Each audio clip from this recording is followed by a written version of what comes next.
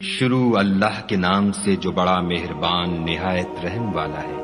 خدا جو نہایت مہربان، اسی نے قرآن کی تعلیم فرمائی، اسی نے انسان کو پیدا کیا، اسی نے اس کو بولنا سکھایا۔ سورج اور چاند ایک حساب مقرر سے چل رہے ہیں، اور بوٹیاں اور درخت سجدہ کر رہے ہیں، اور اسی نے آسمان کو بلند کیا اور ترازو قائم کی کہ ترازو سے تولنے میں حد سے تجاوز نہ کرو، اور انصاف کے ساتھ ٹھیک تولو اور تول کم مت کرو۔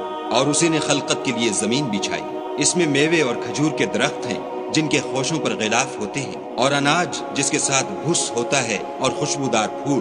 تو اے گروہ جن و انس، تم اپنے پروردگار کی کون کون سی نعمت کو جھٹلاؤ گے؟ اسی نے انسان کو ٹھیکرے کی طرح کھنکھناتی مٹی سے بنایا، اور جنات کو آگ کے شعلے سے پیدا کیا۔ تو تم اپنے پروردگار کی کون کون سی نعمت کو جھٹلاؤ گے؟ وہی دونوں مشرقوں اور دونوں مغربوں کا مالک ہے۔ تو تم اپنے پروردگار کی کون کون سی نعمت کو جھٹلاؤ گے؟ اسی نے دو دریا رواں کیے جو آپس میں ملتے ہیں، دونوں میں ایک آڑ ہے کہ اس سے تجاوز نہیں کر سکتے۔ تو تم اپنے پروردگار کی کون کون سی نعمت کو جھٹلاؤ گے؟ دونوں دریاؤں سے موتی اور مونگے نکلتے ہیں۔ تو تم اپنے پروردگار کی کون کون سی نعمت کو جھٹلاؤ گے؟ اور جہاز بھی اسی کے ہیں جو دریا میں پہاڑوں کی طرح اونچے کھڑے ہوتے ہیں۔ تو تم اپنے پروردگار کی کون کون سی نعمت کو جھٹلاؤ گے؟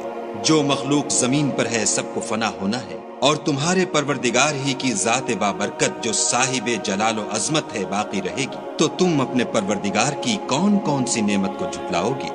آسمان اور زمین میں جتنے لوگ ہیں سب اسی سے مانگتے ہیں، وہ ہر روز کام میں مصروف رہتا ہے۔ تو تم اپنے پروردگار کی کون کون سی نعمت کو جھٹلاؤ گے؟ اے دونوں جماعتوں، ہم عنقریب تمہاری طرف متوجہ ہوتے ہیں۔ تو تم اپنے پروردگار کی کون کون سی نعمت کو جھٹلاؤ گے؟